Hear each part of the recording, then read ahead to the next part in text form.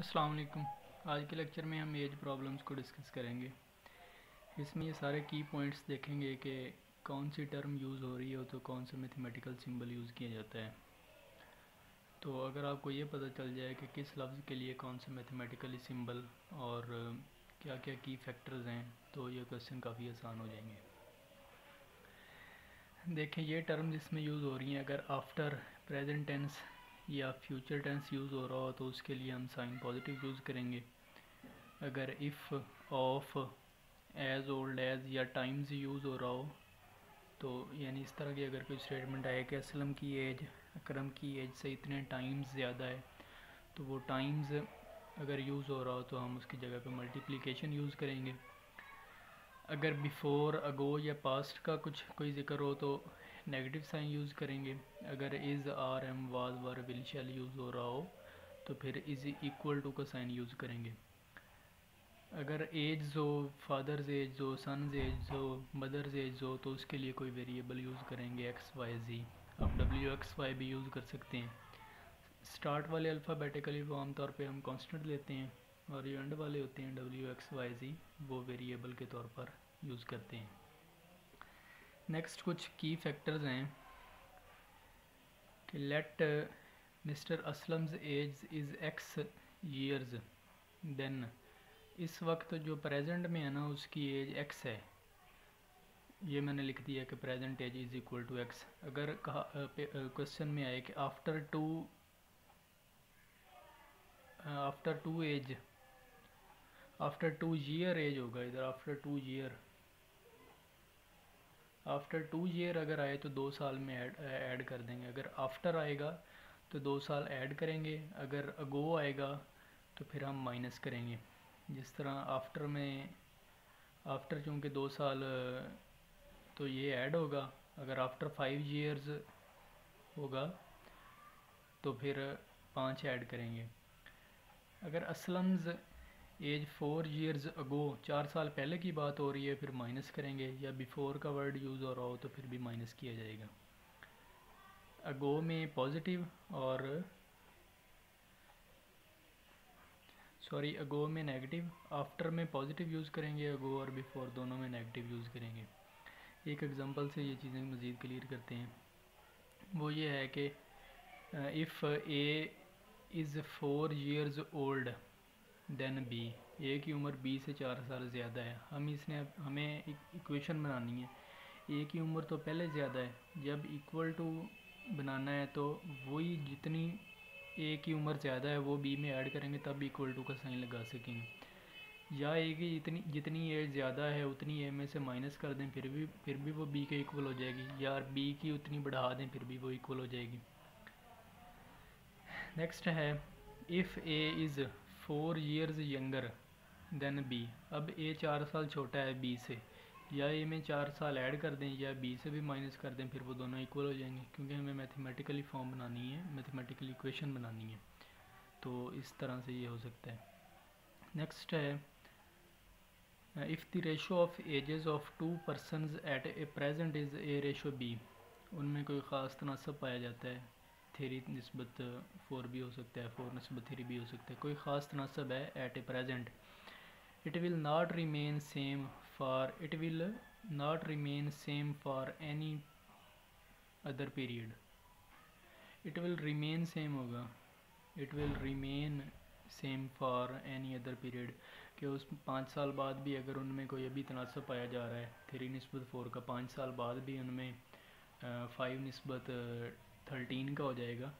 तो अगर उनकी स्टार्ट में कोई ख़ास तनासब पाया जा रहा है तो कुछ वक्त गुजरने के बाद भी उनमें निस्बत वही होगी, वो चेंज नहीं होगी, ये नॉट नहीं होगा इधर। If the ratio between ages of Ali and Nazir is 5:3, ये रिस्पेक्टिवली है, अली की एज 5 तो नहीं है, वो 5 है, 5 के हिसाब से, और नज़ीर की 3 है। रेशो की बात हो रही है ये। If the sum of their ages is 64, उनके जो एज का सम है वो 64 है। हमें बतानी है कि उन दोनों की एजेस कितनी होंगी। जो निस्बत है 5 निस्बत 3, इनको ऐड कर लेंगे तो ये 8 बन जाएगा। 5 + 3 इज़ 8।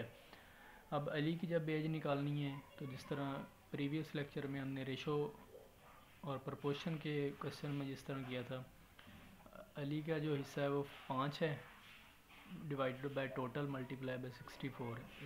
इसे सिंप्लीफाई करेंगे तो 40 ईयर बन जाएगा। नज़ीर का 3 था, 3 डिवाइडेड बाई 8 मल्टीप्लाई बाई 64 तो वो 24 ईयर। इन दोनों को ऐड करेंगे 40 प्लस 24 तो 64 बनेगा, क्योंकि ये दोनों का सम था। हमें इन दोनों की अलग अलग एज फाइंड करने के लिए कहा गया था। नेक्स्ट है, if the ratio between Iqbal and Amjad is 5:6, if the sum of their ages is 77, find their ages. यहाँ तक पिछला क्वेश्चन ही बनता है, फाइंड देयर एजेस। तो इसमें ख़ास बात यह है कि उन्होंने कहा है find their edges after 10 years. उनकी एजेस फाइंड कर लेनी है, इस हिसाब से ये प्रेजेंट में है तो बाद में उनमें 10-10 ऐड कर देने हैं। यहाँ तक क्वेश्चन वही सेम पिछला प्रोसीजर होगा और बाद में उसमें 10-10 ऐड करेंगे तो ये वाली रिक्वायरमेंट हमारी फुलफ़िल हो जाएंगी। इन दोनों को ऐड करें, 5 + 6 = 11 बन जाएगा। सम ऑफ एजेस 77 है। इकबाल की एज क्या थी, 5 डिवाइडेड बाई 11 मल्टीप्लाई बाय 77 करेंगे तो ये 35 बन जाएगी। अमजद की एज बन जाएगी 42। इन दोनों को ऐड करें, 35 + 42 तो ये 77 बनता है। अब हमें कहा गया है कि उनकी 10 साल बाद एज बताएं, तो इसमें भी 10 ऐड कर दें, इसमें भी 10 ऐड कर दें, ये 45 बन जाएगा, ये 42।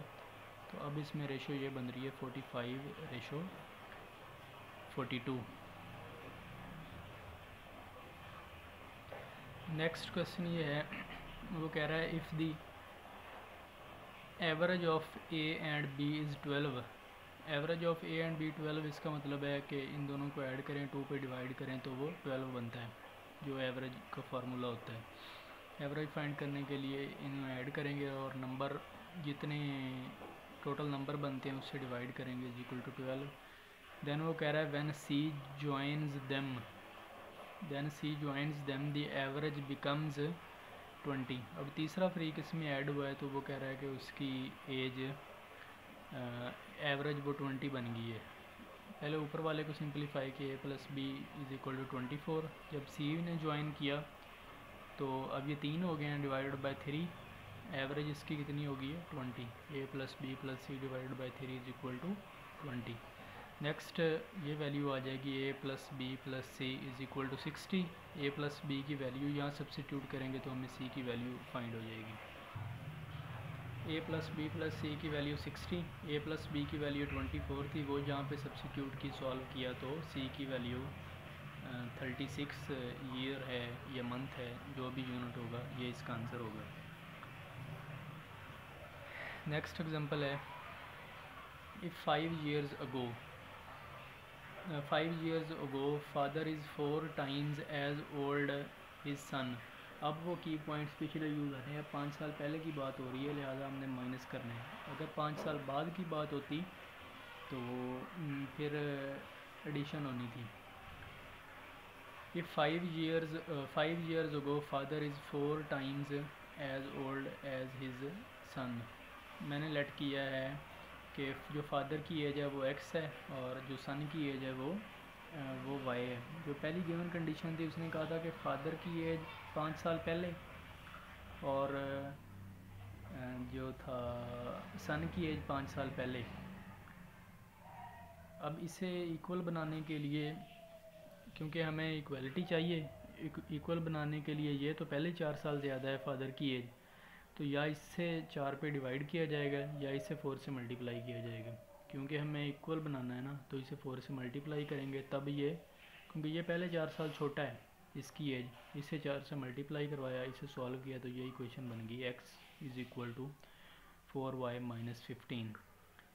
जो सेकंड कंडीशन थी वो उसने कही है कि आफ्टर 5 ईयर्स का मतलब है कि 5 साल बाद father is twice as old as his son.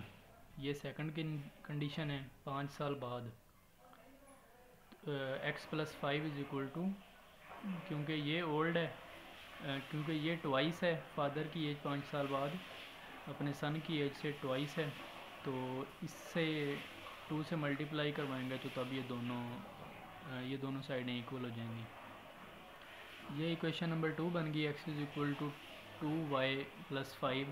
ये इक्वेशन 1 है, ये इक्वेशन 2 है। हमें इन दोनों की एजेस फाइंड करनी है, यानी हमें x और y की वैल्यूज़ फाइंड करनी है। इन दोनों इक्वेशंस को आप सिंपली सॉल्व करेंगे तो जो y की वैल्यू है वो 10 बन जाएगी, ये सन की एज है, और जो फादर की है वो 25 बन जाएगी। इसे सॉल्व सिंपली किया जा सकता है। नेक्स्ट स्टेटमेंट देखें, तो ये कह रहा है कि man's age is 3 times his son. जो मैन की एज है वो अपने सन से 3 गुना ज़्यादा है। जब हम इक्वालिटी बनाएंगे, मैन को x से ज़ाहिर किया है इसकी एज को, और सन को y से डिनोट किया है।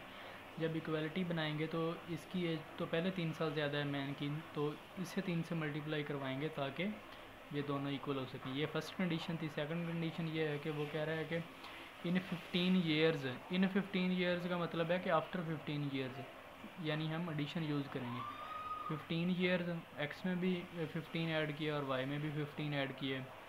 फिर वो कह रहा है कि in 15 years it will be double that his son, that of his son. Son की एज से फादर की एज डबल हो जाएगी। सन की एज को हम 2 से मल्टीप्लाई करवाएंगे ताकि हमें इक्वेशन बनानी है। ये सेकंड इक्वेशन बन गई। इसे सॉल्व किया, x plus 15 is equal to 2y plus 30।